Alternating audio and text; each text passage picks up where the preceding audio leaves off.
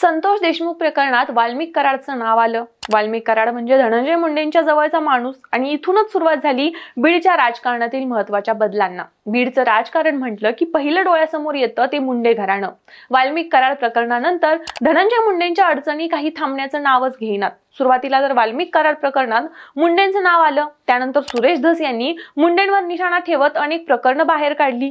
अंजली दमानिया यांनी देखील मुंडेंवर आरोप केले। हे प्रकरण पुढे जाईल तसं अनेक अडथळे मुंडेंसाठी निर्माण होतच होते। त्यानंतर या प्रकरणात भगवानगडाचे महंत यांची पण एंट्री झाली आणि त्यानंतर हे प्रकरण वेगळ्या वळणावर गेलं। पण तो माहोल जास्त दिवस राहिला नाही। मुंडेंविरोधात वेगवेगळी प्रकरणं बाहेर येतच होती। ते कृषी मंत्री असताना त्यांनी केलेल्या घोटाळ्यावरून त्यांच्या राजीनाम्याची मागणी जोर धरू लागली होती। मध्यंतरी प्रकरण थोडं शांत झालं असं वाटत होतं। आता पुन्हा करुणा मुंडे या नवीन पेच आखून धनंजय मुंडेंच्या अडचणी वाढवणार असल्याचं समोर येतंय।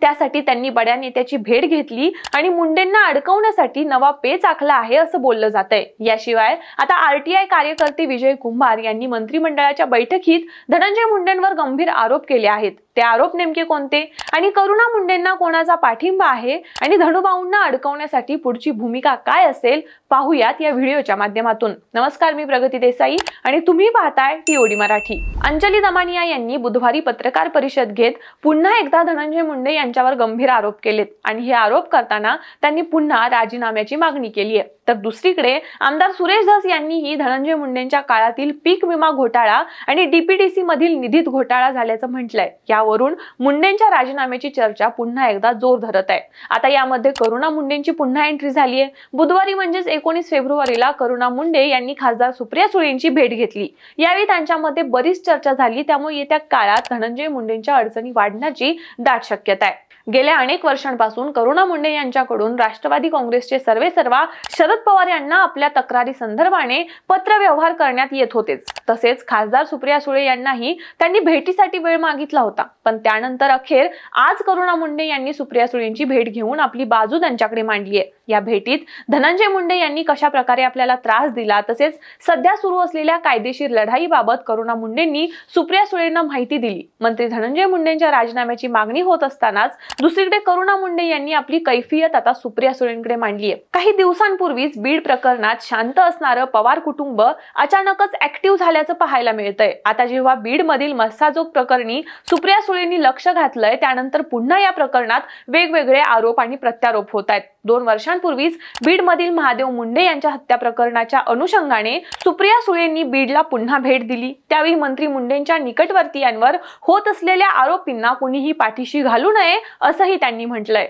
तर दुसरीकडे बीड प्रकरणात लक्ष घातलेल्या सुप्रिया सुळे यांनी करुणा मुंडेंची देखील भेट घेतली आहे। तसंच त्यांची बाजू देखील ऐकून घेतली। करुणा मुंडे यांनी आपल्या इंस्टाग्राम अकाउंटवरून या भेटीचा व्हिडिओ शेअर केलाय। सुप्रिया ताईंसोबत भेट असं त्यांनी या पोस्टमध्ये म्हटलंय। दरम्यान काही दिवसांपूर्वी पोटगी संदर्भातील खटल्यात न्यायालयाने करुणा मुंडे यांना दिलासा देत पोटगी देण्याचे निर्देश मंत्री धनंजय मुंडेंना दिले आहेत।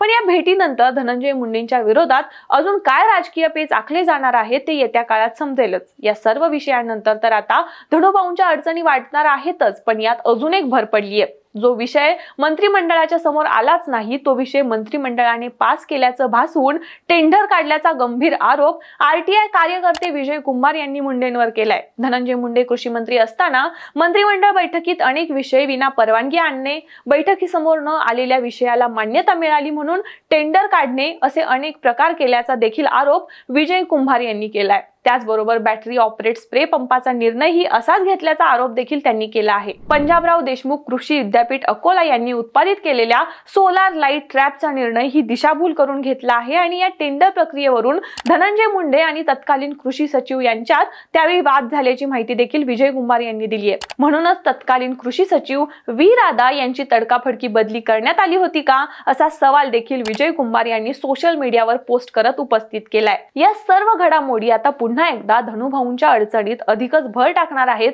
असं बोललं जात आहे। आता यावर धनंजय मुंडे काय प्रतिक्रिया देणार ते येत्या काळात समजेलच। पण आता धनंजय मुंडेंना पण हे कळून चुकलंय की त्यांनी राजीनामा दिल्याशिवाय हे प्रकरण शांत होणारच नाहीये आणि त्यामुळेच मुंडे राजीनामा देतीलच असं देखील बोललं जात आहे। याबद्दल तुम्हाला काय वाटतं? आता तरी धनंजय मुंडे राजीनामा देतील का ते कमेंट्स मध्ये नक्की सांगा आणि टीओडी मराठीला सबस्क्राईब करायला विसरू नका।